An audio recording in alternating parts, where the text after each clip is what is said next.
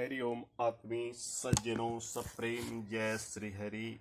आज वेद माता गायत्री के महामंत्र की महिमा बताने जा रहा हूँ। गायत्री मंत्र महामंत्र है और इसकी महिमा के विषय में कह पाना असंभव है, फिर भी थोड़े शब्दों में मैं कुछ बखान कर लेता हूँ।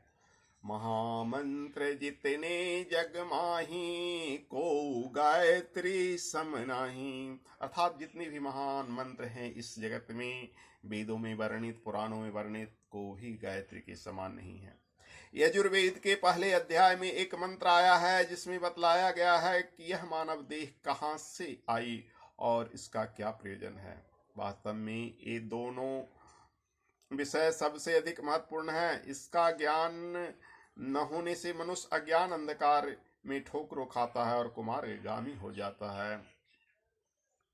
यदि इसको निश्चय रूप से यह समझ में आ जाए कि हम वास्तव में कौन हैं और इस संसार में हमारे आने का उद्देश्य क्या है, तो फिर हमारे मार्ग को अधिक कठिनाई हल हो जाती है और हम निरंतर प्रगति के मार्ग पर अग्रसर होते हैं। यजुर्वेद 1:6 में ऋषि कहते हैं, तुमको किसने युक्त किया, अर्थात इस शरीर के साथ आत्मा का संबंध किसने जोड़ा। इसका उत्तर यह दिया गया है कि उस परमात्मा ने तुम्हारे शरीर और आत्मा को युक्त किया है। दूसरा प्रश्न है कि तुमको किस प्रयोजन के लिए युक्त किया गया है। इसका उत्तर है, एक उस परमात्मा के भजन दर्शन मिलाप के लिए, दूसरा सत्य व्रत यज्ञ धर्म प्रचार शुभ गुणों और विद्याओं को धारण करने के लिए, तथा तीसरा है ज्ञान की उपलब्धि के लिए। इस प्रकार वेद ने मनुष्य जन्म के 3 प्रधान प्रयोजन बतलाए हैं, ज्ञान कर्म और उपासना। इन्हीं तीनों तथ्यों का निरूपण चारों वेदों में किया गया है। गायत्री मंत्र में इन्हीं तीनों तथ्यों का समन्वय विज्ञान और तर्कयुक्त ढंग से किया गया है, और वह भी ऐसे संक्षिप्त रूप में कि प्रत्येक मनुष्य सर्वदा उसे स्मरण रख सकता है और उसका मनन कर सकता है। यही कारण है इसे गुरु मंत्र अथवा महामंत्र कहा गया है। इसी के ज्ञान के प्रभाव से हमारे प्राचीन काल में हमारे देश में इतनी उन्नति थी कि यह जगत गुरु नाम से विख्यात हो गया।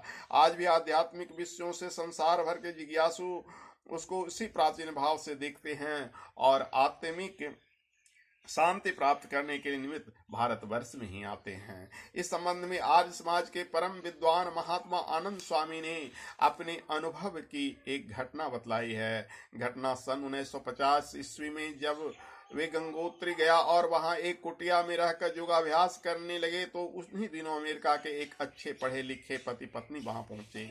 एक दिन बातचीत में दुनिया के दुखी होने की चर्चा चली, तो उन्होंने अमेरिकन सज्जन से पूछा, हम लोग अभी तक यहाँ सुनते रहते हैं कि अमेरिका बड़ा धनी देश है, यहाँ वैज्ञानिक उन्नति भी बहुत हो गई है, मानव के सुख आराम और ऐश्वर्य के हर प्रकार के साधन विद्वान है, जितना सोना अन्न दूध कपड़ा मोटर गाड़ी शानदार इमारत अमेरिका में है और कहीं नहीं। तब इतने सब के सब सुविधे आराम के साधन छोड़कर आप गंगोत्री जैसे स्थान पर क्यों आए। यहाँ ठहरने का स्थान जो है, ना बिजली है, न मोटर है, न रेडियो है, न कोल तार है की सड़कें हैं, न फल मिलते हैं, न साग, न होटल, न सिनेमा। यहाँ तो केवल विहर जंगल है। देवदारू और भोजपत्र के वृक्षों के कोई भी आराम के साधन यहाँ नहीं है। तब आपको अमेरिका जैसा वैभवशाली देश से कौन सी वस्तु इस तपोभूमि में खींच लाई।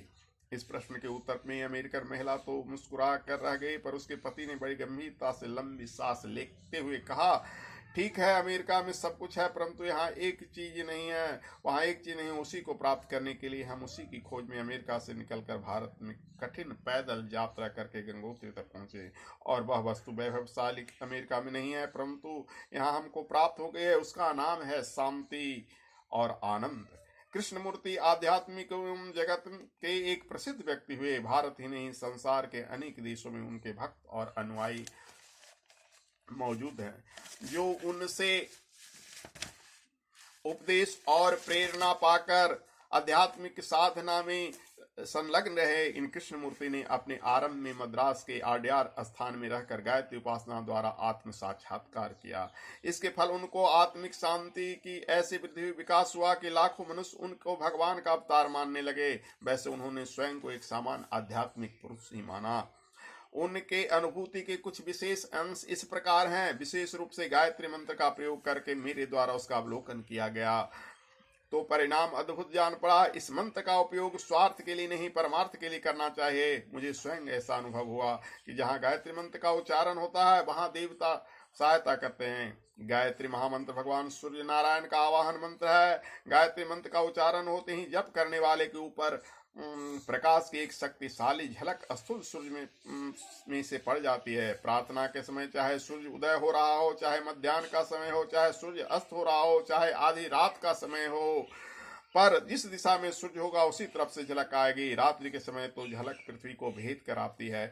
यह झलक ऐश्वर्य युक्त रहता है, श्वेत वर्ण का कुछ सुनहलापन लिए होता है।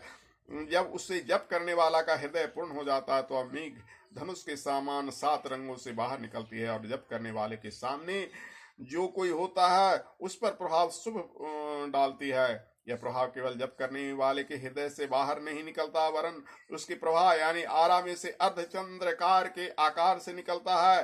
प्रत्येक किरण तृणों का त्रिकोणाकार और जीवनी शक्ति युक्त होता है। उस किरण के सामने जो मनुष्य बैठा हो अथवा जो सामने हो, वह किरण उसके हृदय और मस्तिष्क को स्पष्ट करती है और इन अंगों के दोनों चक्रों को अल्प समय के लिए जागृत करती है।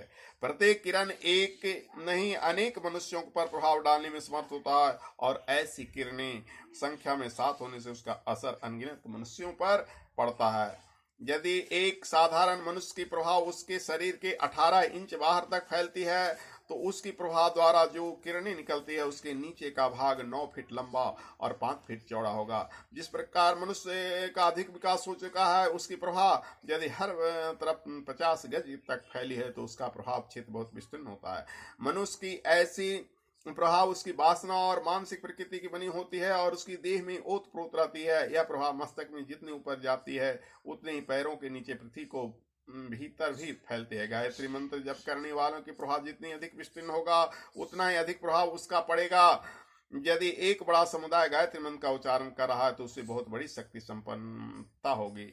इससे मंत्र का उच्चारण करने वाले सब एक रूप हो जाते हैं और उन सब में साफ साफ किरणें निकलती है। एक किरणें कितनी विशाल क्षेत्रफल में फैलेगी और उसका प्रभाव कितना अधिक होगा यह सहज में समझा जा सकता है। अब आधुनिक विज्ञान ने भी यह पता लगा लिया है कि संसार में कोई शब्द या विचार ऐसा नहीं है जो बातें मनुष्य कहता है या सोचता है वे तरंग रूप में आकाश में फैल जाते हैं और हजारों लाखों वर्ष तक आकाश मंडल में व्याप्त रहती है। बहुत से वैज्ञानिकों ने तो यहाँ तक कल्पना की है कि हम 2-4 हजार वर्ष पुराने समय में कही गई बातों को उन तरंगों के द्वारा यंत्र द्वारा फिर से ज्यों का त्यों सुनकर उनको रिकॉर्ड बना सकते हैं। वैज्ञानिकों के लिए इस कल्पना को व्यवहारिक रूप देना चाहें और अभी असंभव हो, पर जो भारतीय योगी त्रिकाल की बातें जान लिया करते हैं वे इस शक्ति से संपन्न अवश्य हैं। सारांश यह है कि शब्दों और विचारों का अस्तित्व नष्ट नहीं होता। यह बात गायत्री मंत्र के विषय में है। अब तक असंख्य महापुरुष श्रद्धा और साधना पूर्वक गायत्री महामंत्र की साधना जब करते आए हैं और उसका प्रभाव नष्ट नहीं होता वरन सूक्ष्म जगत में उसका अस्तित्व बना हुआ होता है। गायत्री महामंत्र एक ऐसी शक्ति है जिससे अनंत शक्तियां प्राप्त होती है और साधक जो चाहे वो कर सकता है। साधक की मनोभूमि गायत्री से दैवी सत्वगुण संपन्न होती है और उसका प्रभाव अन्य लोगों पर पड़ता है। साधक को अनंत देवताओं की सिद्धियां मिलती है और साधक की अनंत ऐश्वर्य संपन्न होता है। साधक को अष्ट सिद्धि 9 दिन ही प्राप्त होती है। साधक जिसे भी स्पर्श करता है वह रोग मुक्त हो जाता है, उसका कल्याण हो जाता है। गायत्री साधक की अभिशाप और आशीर्वाद दोनों पड़ता है। इसलिए गायत्री साधना में महत्वपूर्ण शक्तियां हैं। गायत्री साधना को जपें और अपनी मनोकामनाएं पूर्ण करें। जय वेद माता गायत्री, जय हरिओम।